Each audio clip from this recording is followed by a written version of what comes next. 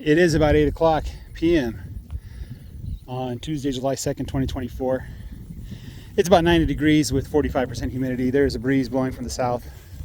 You might almost call it a wind. Hopefully it's not messing up the microphone for you guys. I'll try to cup my hands to shield the microphone from the wind. I certainly like the wind. I don't know about you guys, but I enjoy it. I put a dog dish with sweet feed out here to entice the sheep, but I'm not seeing it, unfortunately. So I'll wander around until I find it. I did like a tour of the row that the sheep were in. Hopefully that gives you an idea of the kind of grass that I'm coming up on. Well, Blue found it. Hey Blue, did you find the sweet feed?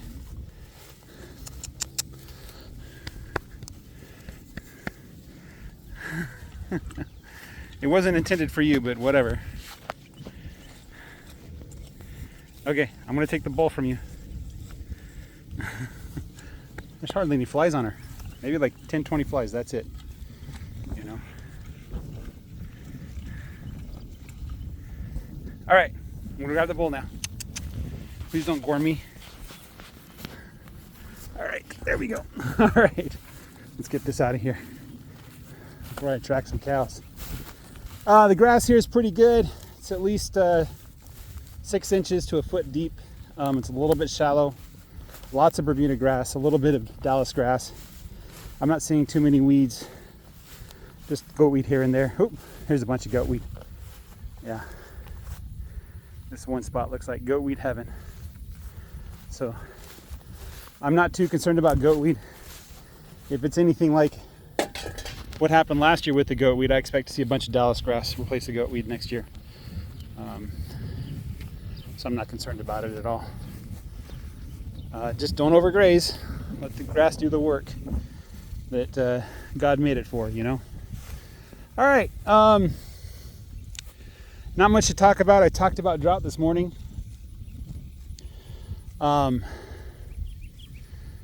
The condition of the cows. Let's look at what the cows are doing. So it was pretty hot today. Pretty high humidity for such heat. So if you're like in Arizona, it's like 98 degrees. You're like, yeah, whatever. It's a nice spring day, but here 98 degrees with 45-50% humidity is a different story. And I am pushing my animals. They don't have access to shade. So it's certainly a possibility that they're getting overheat during the day, at least for the afternoon hours. But I'm not seeing any symptoms of heat stress in my animals. They have all the cold water they can drink. They do drink lots of water. I think our water bill has gone up as the temperatures have risen. Cows love to drink water.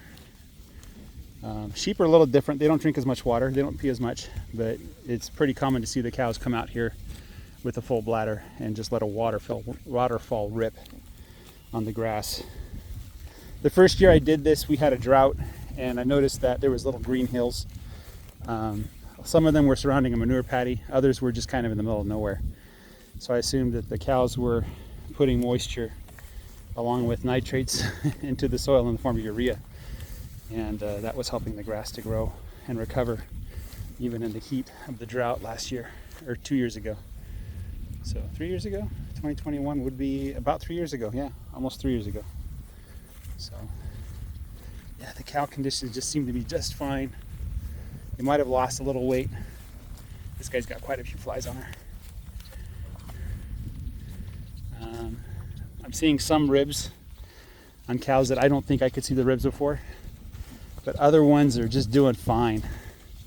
Like Red's looking. Let me get on the other side of Red here, so you can use the sunlight to kind of gauge her condition. She's turning because she doesn't want me to be out of her sight.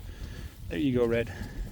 That's actually a really good angle, because the sunlight is kind of parallel to the body. Let me move this way a little bit. Maybe she'll turn some more. Nope. So Red's condition is pretty good. I think Red's on the upper end of condition among my cows.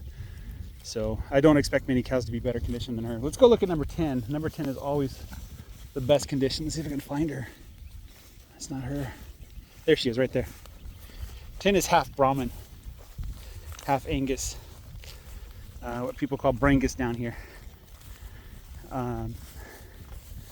And some people think the Brangus meat is better than the Wagyu or the Texas Wagyu, which is a cross between Wagyu and Angus.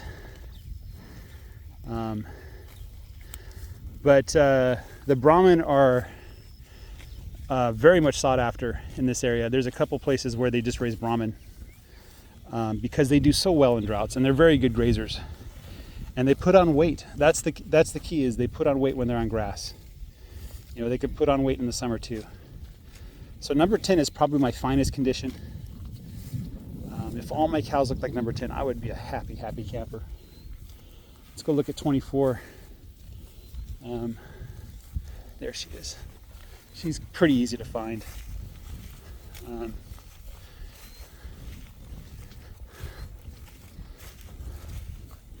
Just to repeat the story on 24, last year in February, all of my cows were skinny because we were coming out of another drought, and I had to feed them because I had nothing, had no hay or anything. And so I put them on rations. I wasn't feeding them more than they could eat. I just wanted them to survive the winter, you know. And so in February, all of my cows looked like this, except skinnier. And I was fairly certain that the 24 wasn't going to make it, you know. And then all last year, she had the same forage as all the other cows. All the other cows got fat, but she did not put on any fat. And this year too, she's been skinny the whole year long. So she just keeps eating, and she doesn't put weight on. Her calf was a nice sized calf, so I'm not complaining about that. But the fact that she can't put condition on her body under these conditions means I can't keep her. You know, so she's going to be gone as soon as her calf is weaned, which can be any day now. I can probably wean them right now and sell her as an open cow. But I might just do a bred cow. Maybe someone will get a calf out of her or something. I don't know. You know, I don't know if it'll be worth more or less as a bred cow. But certainly she'd probably show up in the sale barn and people would just look at turning her into hamburger or dog food or something. You know, just because her condition isn't that great. But, you know, 21 was my fattest cow. I sold her, and the guy who bought her wanted to breed her, and she ran a fence. So the neighbor who was raising cows wanted to buy her to breed her, and brought a vet in to look at her. The vet said, nope, she'll never have calves that'll survive. And so they turned her into steak and hamburger. So she is in somebody's freezer right now because the meat was so lean. Even though she had a lot of fat, she's still lean. Because the meat was so lean, he was going to jerk the meat. And I asked him, I said, did you jerk the meat yet? And he's like, oh, my back has just been so bad. He's been doing surgeries and stuff like that, so he's in bad condition. Corriente, my friend who visited me a while back, said Corriente are an ideal starting cow for people who are just doing rotational grazing and don't know what they're doing. Corriente, the only bad point of the Corriente is that they can have a temper, right? So if you're able to find Corriente that are docile and that don't cause problems with the owners, and if you're ready to sell cows as soon as they show any signs of aggression, then Corriente might be a good breed to start with. Corriente will not give you excellent meat, but they are survivors and they're grazers. They love to graze. They love to eat weeds. So I think Ben at Grazing 365, he's using the Corriente in parallel with the South Pole to reclaim pastures. You know, so he's taking fields that were either hayed or just overgrazed for a long period of time, and he's trying to convert them back to living pastures, like where you can, you know, raise cattle and stuff like that on it without, you know, fertilizer and feed and stuff like that. And Corriente is kind of a good deal because Corriente will go after the weeds. So Corriente is a good breed. I would say Longhorn too. People like to look at Longhorns, and if you don't know what you're doing, I think the Longhorn breed is pretty good. Just get cheap ones, don't get expensive ones, you know. But the Longhorns are a pretty good breed too, I recommend. They just keep on trucking. They're hard to kill, you know. So if you abuse them with lack of feed and poor forage, they'll do just fine, you know. And they'll complain. They'll let you know, you know. But I think the longhorn responds a little better to better forage. So you'll see the longhorn put on weight before the Corriente. But the small size of the Corriente is a good positive point. Here's another Corriente, by the way, brownie. So they're just troopers. They just keep breeding, you know, and putting on weight, even though they're not a big cow, you know. So anyway, guys, that's all I got for you today. Have a great day. Take care. Bye-bye.